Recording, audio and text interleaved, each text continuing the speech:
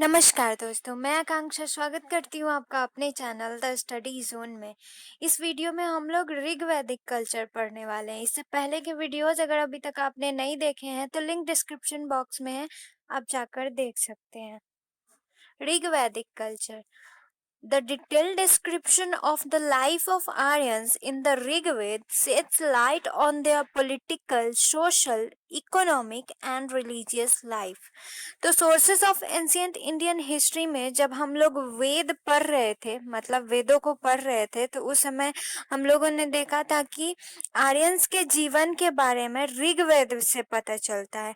तो ऋग्वेद में जो आर्यंस के जीवन का जो विस्तृत विवरण है, उसी से हमें उनके पॉलिटिकल, सोशल, इकोनॉमिक और रिलीजियस के लाइफ के बारे में काफी जानकारी मिल जाती है।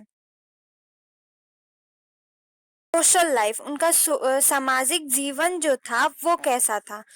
इन Rigveda a very detailed picture of oldest society of Indian Aryans is found।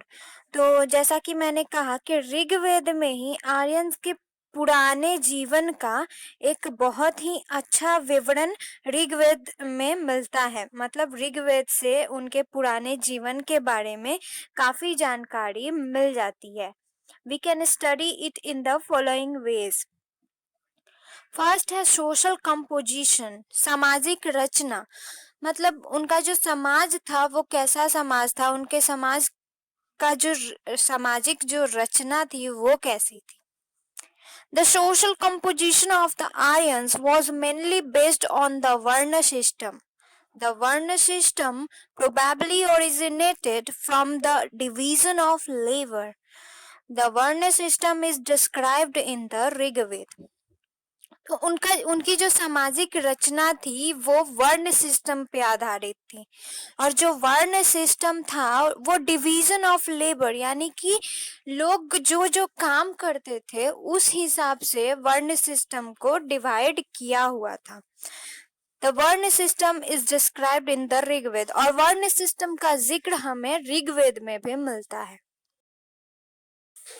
It shows that Brahmins were for mental, intellectual and spiritual works, Rajanya and Kshatriya for military and political works, Vish or Vaishya for economic works and Sudras for service to society। तो इससे पता चलता है, ऋग्वेद से पता चलता है कि मेंटल, इंटेलेक्चुअल और स्पिरिचुअल वर्क के लिए ब्राह्मण्स थे। मतलब मानसिक, बौद्धिक और आध्यात्मिक जो भी काम रहेंगे वो ब्राह्मण्स करेंगे। तो ये हो गया पहला वर्ण। दूसरा था मिलिट्री एंड पॉलिटिकल वर्क्स, और मिलिट्री और पॉलिटिक्स से रिलेटेड जो भी काम होगा वो राजन्य और क्षत्रिय करेंगे। राजन्य यानी कि राजा से रिलेटेड लोग, उनके मंत्री हो गए या फिर खुद राजा, और क्षत्रिय जो थे वो मिलिट्री और पॉलिटिकल वर्क करेंगे। विष और वैश्य, ये था दूसरा वर्ण।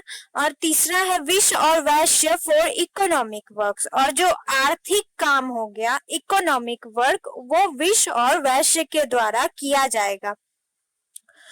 तो ये हो गया तीसरा। चौथा है Shudras for service to the society, और समाज की सेवा के लिए शूद्रास थे।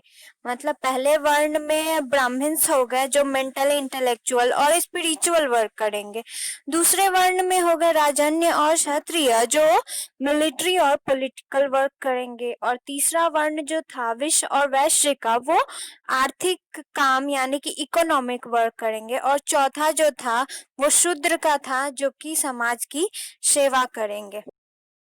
It was possible to convert from one character to another। It was not related to dynasty tradition। तो एक वर्ण के जो लोग थे वो दूसरे वर्ण में कन्वर्ट हो सकते थे, इसके ऊपर कोई बंदिश नहीं थी। और ये भी था कि ये जो वर्ण सिस्टम था वो डायनेस्टी से रिलेटेड नहीं था, वंश से रिलेटेड नहीं था। There were mutual food exchange and marriage between them। और उन लोगों के बीच में काफी अच्छे संबंध थे। मतलब खान पान आदान प्रदान, यहाँ तक कि विवाह भी एक वर्ण से दूसरे वर्ण में होता था. It gradually started to complicate, due to which obstacles to social development started coming up. और धीरे धीरे क्या हुआ कि ये चीजें कॉम्प्लिकेट होने लगी. मतलब कोई भी इंसान है तो वो चाहेगा कि उसको आराम मिले. तो जो शूद्र थे वो समाज की सेवा के लिए थे, और ब्राह्मण्स जो थे वो इंटेलेक्चुअल वर्क के लिए थे. तो ब्राह्मण्स इस मामले में काफी आराम, उनकी जो स्थिति थी वो काफी आरामदेह थी. तो जो नीचे वर्ग के जो लोग थे वो भी धीरे धीरे मतलब अपना वर्ण चेंज करने लगे, क्योंकि वर्ण, एक वर्ण से दूसरे वर्ण में कन्वर्ट होना पॉसिबल था. और ऐसे ही करते करते धीरे धीरे समाज में जटिलता पैदा होने लगी, और ये जो भी था वो समाज के डेवलपमेंट के लिए अच्छा नहीं था. इस वीडियो में बस इतना ही. अगर आपको ये वीडियो अच्छा लगा तो लाइक करें, और अगर अभी तक आपने मेरे चैनल को सब्सक्राइब नहीं किया है तो प्लीज़ सब्सक्राइब करें. जय हिंद, जय भारत.